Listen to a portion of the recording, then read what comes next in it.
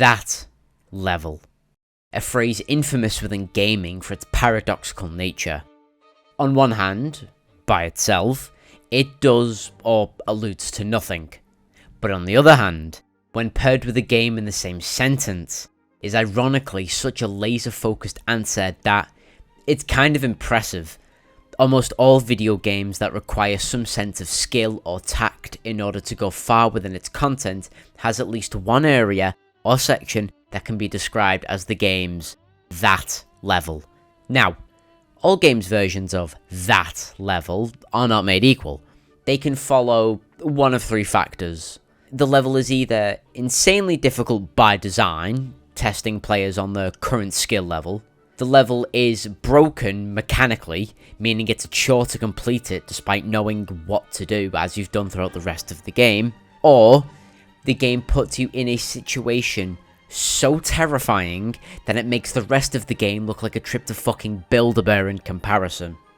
Just in case some of you are still confused about the topic and what the hell I'm talking about, let me give you some examples to help you associate with the phrase better. Let's say we were talking about Pokemon, specifically the 4th generation, i.e. Diamond, Pearl and Platinum.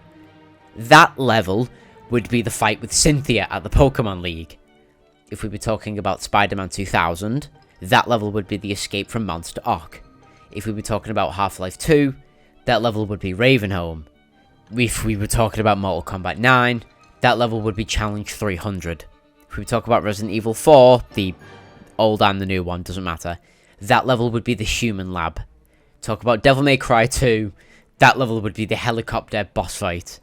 If we were talking about Battletoads, that level would be, well, the whole fucking game, but in particular, the Turbo Tunnel section. Now, hopefully that helped clear it up. Tried to go with a bit of variety there to help my point. Some of those levels you'll recognise as being very difficult. Some of them as just as, tedious because the game seems to be screwed engine-wise, making the section a fucking chore to play through. And some of those levels you'll recognise as being out of character terrifying when playing the rest of the game. If for some reason you don't recognise any of those levels, well, then you need to go do your fucking homework or play Fortnite. You're clearly too young to be watching a guy with a higher voice than yours talk about video games and yell slurs. But for the rest of you, you get the gist. So, let's talk XCOM.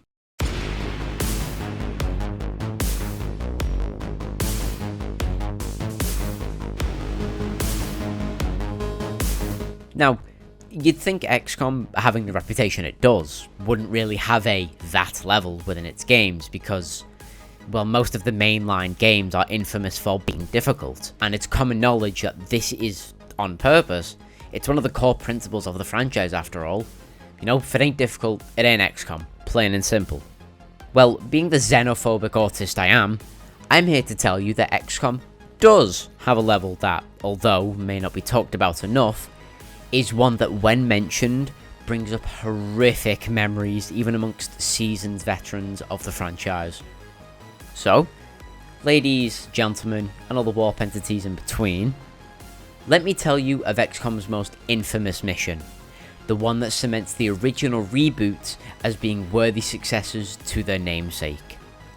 That being Cancel Mission Site Recon, or as the players of Enemy Within know it as, Newfoundland.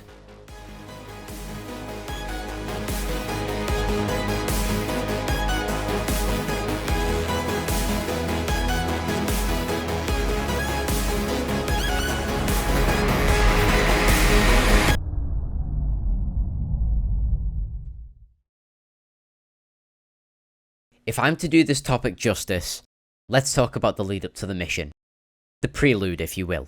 So, let me set the scene. Picture this. It's your first run through of XCOM Enemy Within. Now, that could be because you've already played the original reboot of Enemy Unknown, only now you're unaware of what the DLC might put you up against, or you were like me in that it was your first time playing the game in general. Either way, you're starting to understand that Enemy Within is not going to be gentle with you. No lube, no foreplay, straight action, no breaks. Now, fresh from completing your first Terra mission in the campaign, you've now seen just how hard this game can get with only a few alien species revealed. So with the majority of aliens still yet to appear, plus the knowledge that Exalt, our rival enemy faction talked about in the game's promotional material, is on its way, no doubt you have started to look at the macro management screen like a fucking daimyo organising his war effort in feudal Japan. Each of your soldiers, while being capable of war crimes and good times, are equally as squishy when face to face with the Ailamals.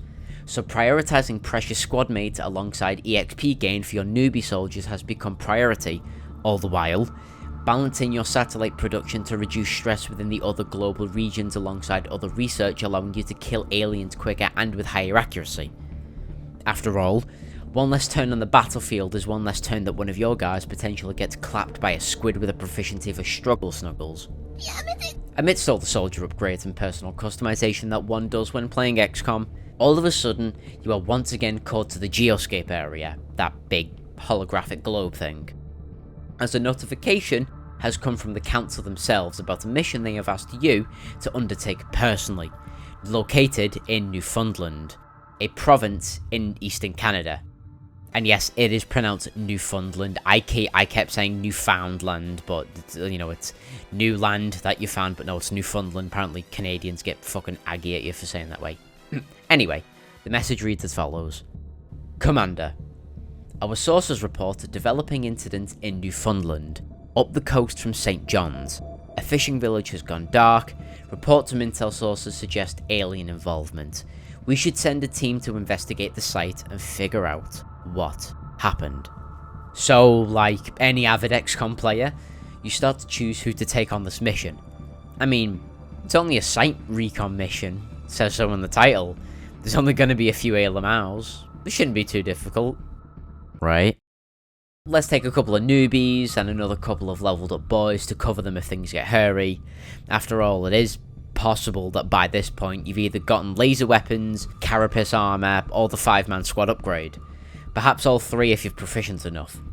You pack them out with the latest gear, hoping to bring them all back in one piece, as you know full well that one squad member dying is still a major loss to the whole operation. Especially if they are one of your high-ranking soldiers that can turn the tide of battle with a good ability they've unlocked. Because those deaths add up, don't they? Anyways, you take a couple of deep breaths, psych yourself up for some XCOM, and load into the level.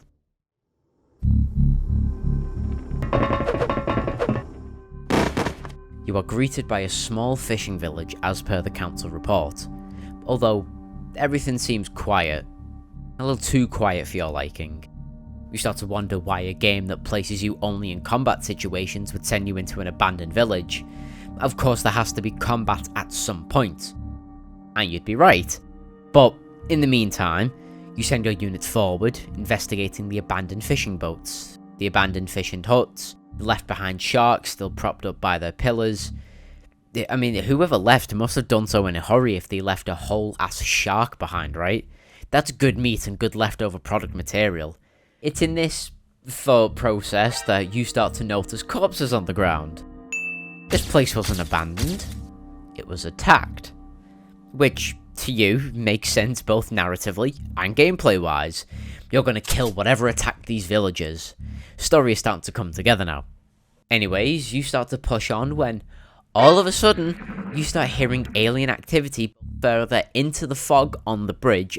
It's at this point that zombies start shuffling their way out of the hut and start shimmying towards you. Like the good XCOM player you are, you take a few pot shots at these undead husks, and depending on if you're lucky or not, kill them either from far away straight off the bat, or you manage to nail them in close quarters. Either way, they don't pose that much of a threat. Like, a melee enemy with only 10 health, you've dealt with worse. That is, until you venture ahead only to find another shark with what looks to be bite marks all up its body. It's actually writhing around if you keep your eye trained on it for a few more seconds. You send one of your rifle soldiers to investigate, but right as you approach the shark to get into full view, this happens.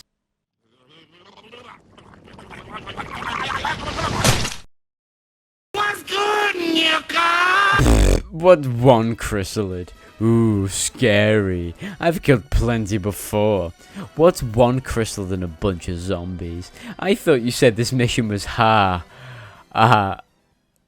where did all these other ones come from? Wait, where are you going? Uh-oh. Yep, that's right, people. I hope you all brought your spoon to the Captain Crunch buffet, because today's flavour is, oops, all chrysalids. Yes, you heard me correct. The whole fucking mission is chrysalids. Time to drop the dark and mysterious scene setting and get into the meat and potatoes of why playing this mission for the first time fucked everyone to some extent or in complete totality. So, for starters, yes, all chrysalids. Why is that bad? Well, for a few reasons.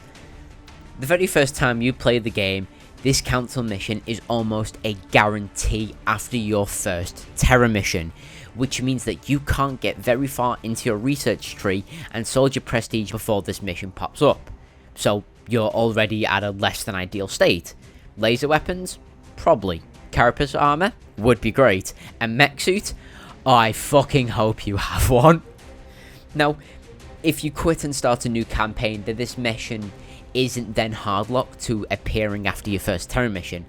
It can happen anytime in the pool of council missions going forward. I'm strictly on about the very first time you play is when the mission was designed to be at its hardest. Not to mention if you're a masochist and you play this on impossible. Anyways, having this mission appear early on is terrifying for another reason. Soldier fatalities. Because, you see, I don't know if you know this, but chrysalids are renowned for their lethality in combat. So, for those that haven't played XCOM, that roughly translates into move your soldiers just 1 or 2 squares too close and they will die. I'm talking upwards of 9 points of damage. 9 versus your low level soldier's health pool of 6 to 10. And on top of that, they have a very high chance of inflicting poison on your soldiers too. So, if they don't die outright, then the moment it ticks over for your turn, the poison will kick in, and boom, your soldier is dead. Just like that. But wait! There's more! Whenever one of these 4-legged critters decide to upend your soldier's subscription to life, there is a very distinct chance that said soldier can actually return as a chrysalid zombie, adding one more enemy to the alien side, and one more enemy that's up the crack of your ass in terms of distance. So, I hear some of you wondering, well, if the chrysalid can't get close, then it can't attack you. And you'd be bang on the money. That is its only drawback. No range damage. However, something you have to keep in mind is that this is XCOM. Gun accuracy is unsurprisingly deceptive, so hedging all your bets that a soldier can clap under the bugs from afar is risky. Well, why not use shotguns? Yeah, that is a good solution. Only issue is that shotguns suck at center, medium, to long range, so you'd have to rely on the bugs getting up close and personal. But again, remember, this is XCOM. You can still miss, and you would be in a world of shit should that happen. Besides, the chrysalids have insane movement reach, so setting up your shotgunner just right to the point where the chrysalid can get close but not too close to your soldier is ballsy at best, downright reckless at worst. Plus, they can leap up and down buildings like there were stairs, so these budget version Tyranids can cross most terrain with shocking amounts of ease. Now, add all these factors together: high melee damage, damage over time with poison, attacks almost never miss because this is melee in original XCOM reboots, zombie conversions on kill, insane movement tile reach, building scaling, and a shitload of them on one claustrophobic map, and you have a nightmare scenario waiting for you. And now you're probably wondering, well, how the fuck do you complete this map then? Well, here's the tactic that always worked for me. Versatility. Because having one of every standard class is hugely beneficial. You can't brute force it with a whole squad of one class. That does not work until the late game when your guys become ridiculously good at one thing and then pretty much average at all other things. Whole squad of assault units. Well, you may be wiping out Xenos at close range with that many shotguns/rifles, but you constantly run the risk of missing at close range. And when it comes time to finishing the mission, you won't be able to apply long-range pressure to the chrysalids, allowing them to close the gap and butcher your party with ease when everyone has to get the fuck out of dodge. Now, let's say a whole squad of snipers to apply the long-range pressure that I mentioned. Well, the long-range pressure would be amazing, however you'd have no one to deal with the Xenos at close range. Your pistols aren't that fucking effective anyway, so you'd have no chance getting to the objective at the end. Even if you do start to run, you can't outpace the Xenos, so it would just be an infinite war of attrition until your soldiers all die. Okay, well what about a whole squad of grenadiers? Okay, now that's a little bit more viable. Slow and steady can win the race if you apply a lot of pressure to the chrysalids from a certain range. Also, they have rocket launchers, so that's almost guaranteed AoE damage. Also a good thing. The problem? Well, like I said, they're slow, and the xeno bug attacks are devastating.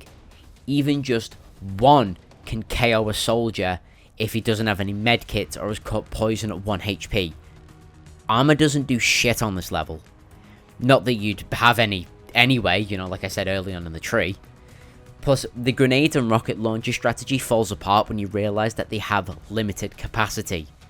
Can't one-shot a xeno bug in the early game, and can only be used when you see the chrysalid from afar, because guarantee the next turn, that chrysalid will be face first with one of your boys, and no amount of PDD baby oil is going to separate him from that alien's hand sides, let alone projecting a rocket into friendly fire damage, which, may I remind you, has a 10% chance of misfire, so you could solely damage your soldier without even caressing the chrysalid's purple exterior. So, what about the support class soldiers? What are you going to do? Smoke grenade these things to death?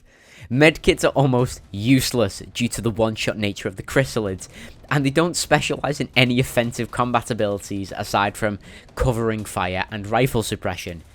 But covering fire activates on enemy attack, so unless you've got a soldier that can tank hits from a Xenos bug, no use. And rifle suppression just means your character will fire once an enemy does anything, but the chrysalids have to move to attack, so Overwatch would only work in this situation. Doesn't matter if it imposes an accuracy penalty because the attack barely misses anyway. Even if it does, you still have a chrysalid breathing down one of your guys' necks, in which you could only fire a rifle at best, leaving one less action being effective. Now, for the specialised classes. Well, psionics you don't get until mid-game, so no chance of having one now. That just leaves mechs. Mechs are invaluable to this mission, especially with the kinetic strike module, which can deal up to 12 base damage vanilla. This unit can one-shot xenobugs straight into the fucking stratosphere. Chrysalids only have 8 health across all difficulties, so couple that with a few assault classes and you've got yourself a well-oiled machine of TCD.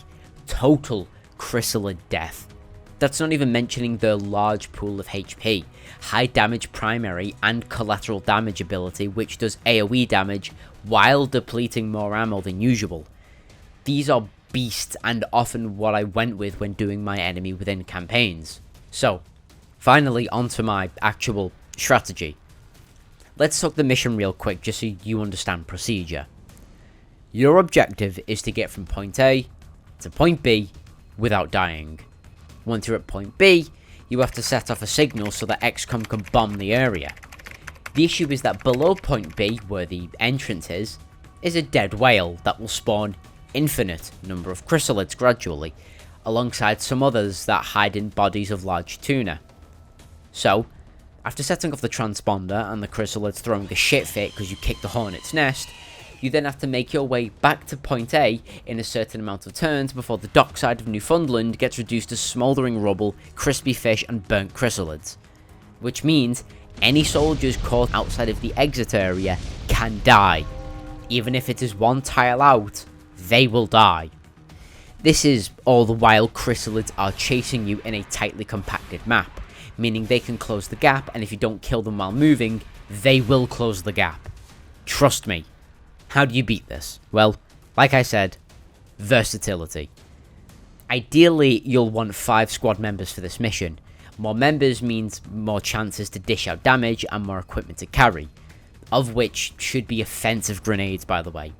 Let's say you'll need 1 sniper, 1 heavy or mech unit with kinetic strike module, and the rest should be assault class soldiers with shotguns. Don't bother taking rifles.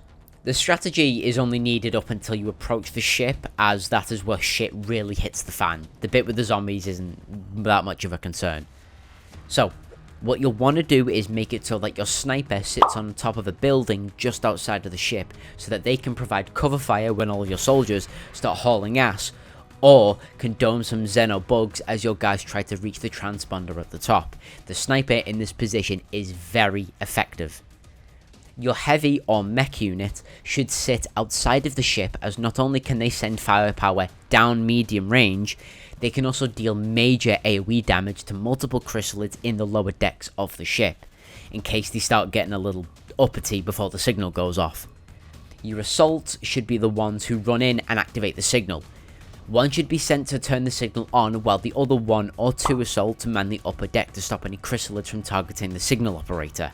Now, once you've activated the ship's transponder, run as fast as you possibly can. The game is not merciful. You need everyone out of there as soon as possible. The only time you should ever stop is to kill a chrysalid that's either in front of you, which can happen because some of the leftover tuna in the open area can explode with a chrysalid inside it, or to kill a chrysalid that's basically closing the distance behind you. You basically have to layer the escape. One set of soldiers needs to run while the other sets cover. Team 1 runs, Team 2 covers. Team 1 covers, Team 2 runs. Run, cover, rinse, and repeat. Now, you're probably thinking about the sniper, like at what point does he run? Well, I'd suggest sometime when your soldiers hit the middle section of the map, or like the bridge, as that then allows them to fully dash back and start firing rounds downrange towards the bugs, because they won't be able to get to him just quite yet. The ultimate goal though is to keep moving everyone backwards incrementally. It's very possible, as it always works for me. However, don't follow my advice to the letter, as, you know, it's XCOM after all. Situations can change and develop very quickly, so being able to adapt and course correct is essential to every player. I would also advise that your assault classes don't move as much as the other team should, due to their ability to kill anything at close range with understandable amounts of ease, lessening the risk of soldier fatalities. I mean, you know, you've come this far, right? Why lose a soldier now of all times? Hello people, Editor Nathan here again for another last minute video interruption. So, just a quick one. I'm just going to put this in the tactics section, as it's probably going to be helpful if you ever do this mission. But, do you know that little shark that explodes into the chrysalid that you saw before? Turns out you can actually destroy it before the chrysalid even spawns. Now, I think you can just do this with like a rocket launcher from the Grenadier anyway, but in XCOM, if you shoot something, it has a chance to miss. And coincidentally, my soldier used a laser rifle and managed to bullseye the shark, like behind the chrysalid or the zombie. I forget which enemy it was. You'll see it on screen. Fuck it, whatever.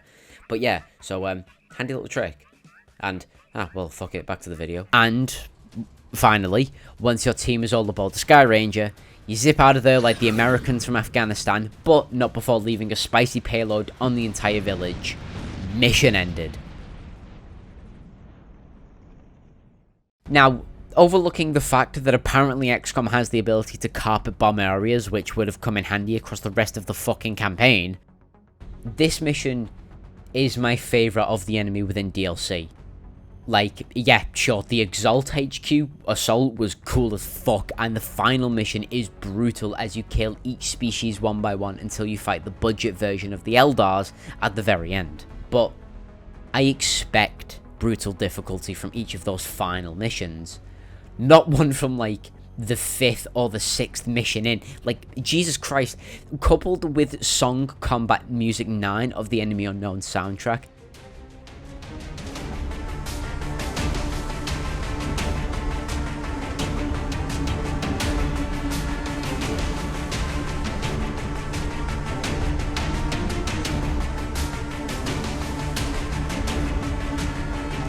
This mission just, like, never stops being tense until you get back into the Sky Ranger.